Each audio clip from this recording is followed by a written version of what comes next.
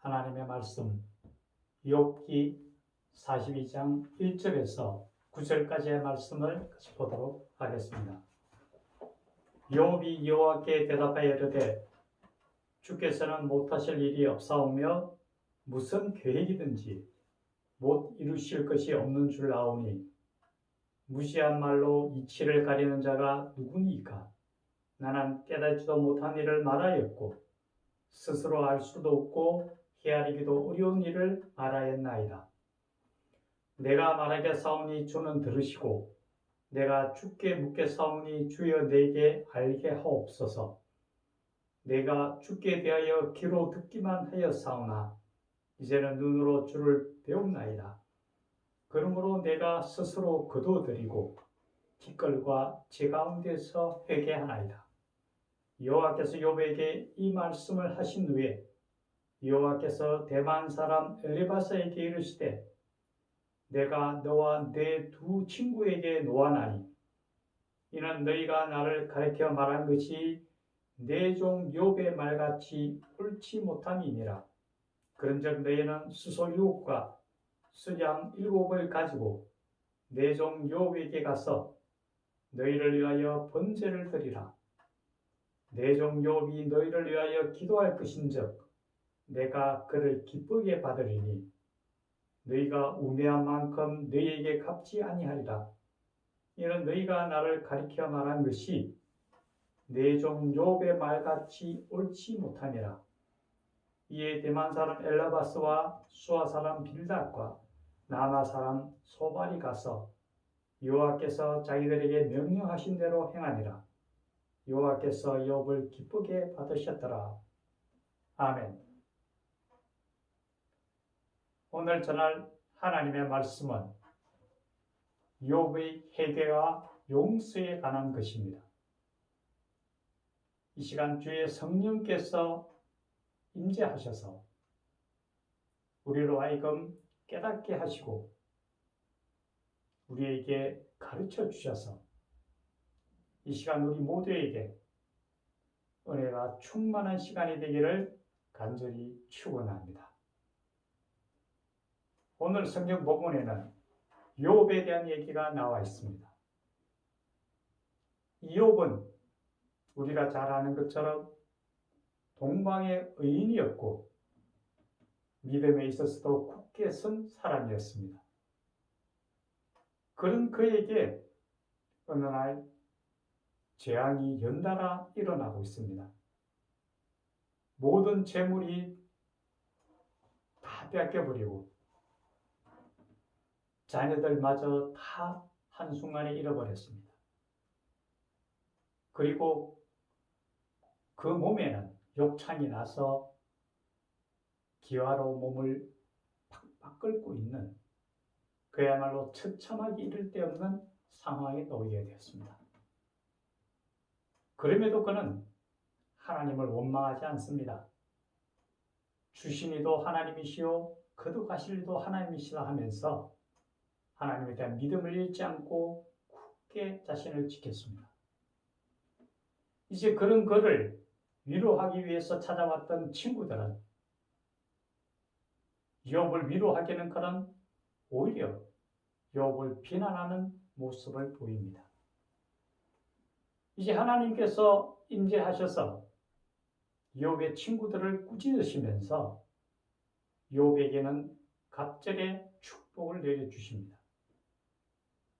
여기서 우리가 생각해 볼 수 있는 것은 욥의 친구들이 왜 욥을 비난하였는가입니다.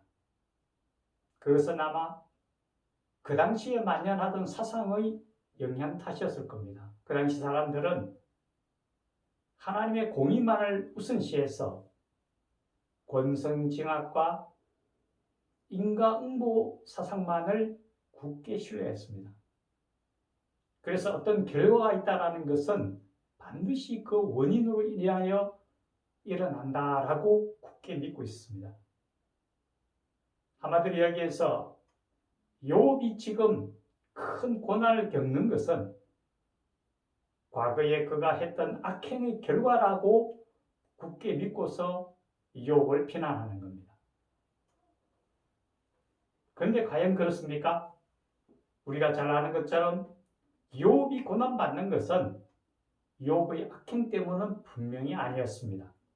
하나님께서 욥의 믿음을 시험해 보시고자 하는 그런 연유로 인한 것입니다.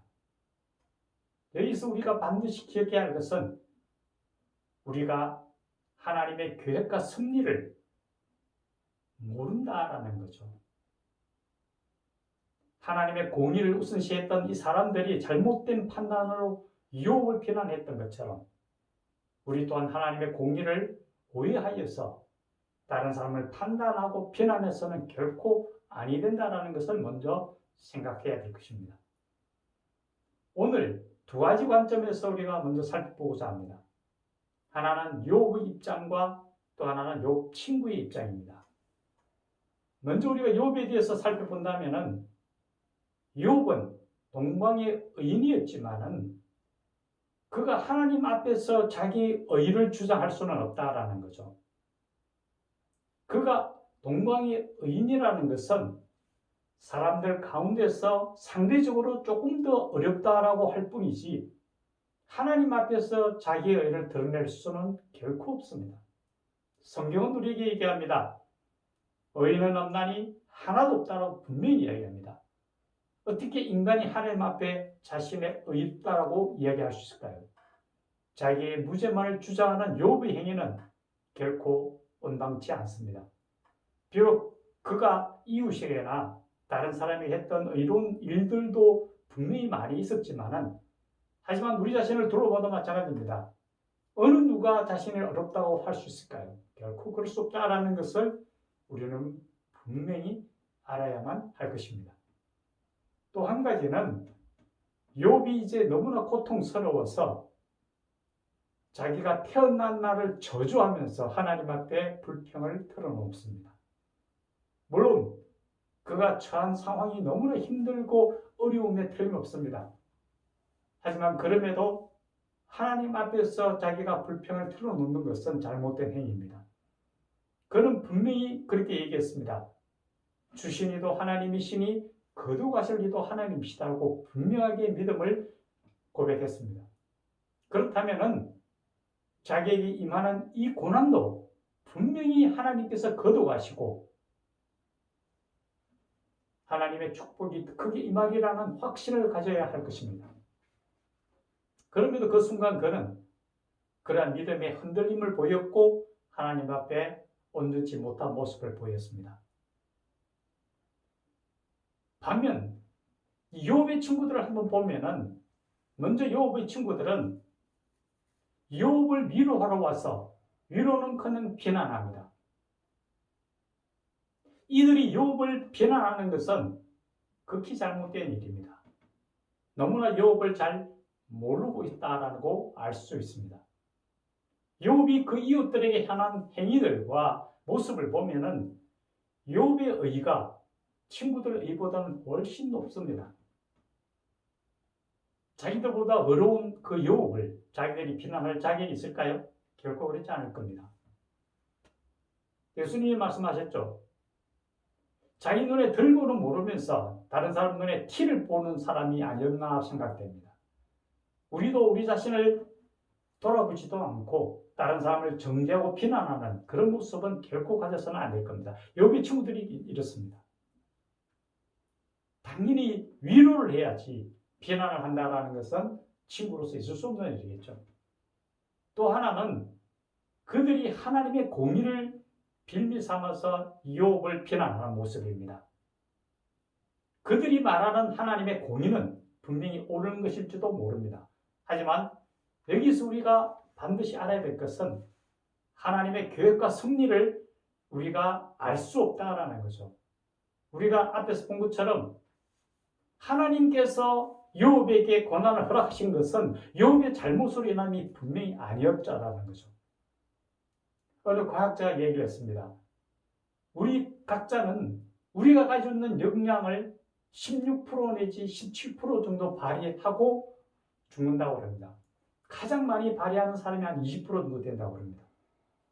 우리가 가지고 있는 역량의 80%는 우리조차도 알 수가 없다라는 거죠.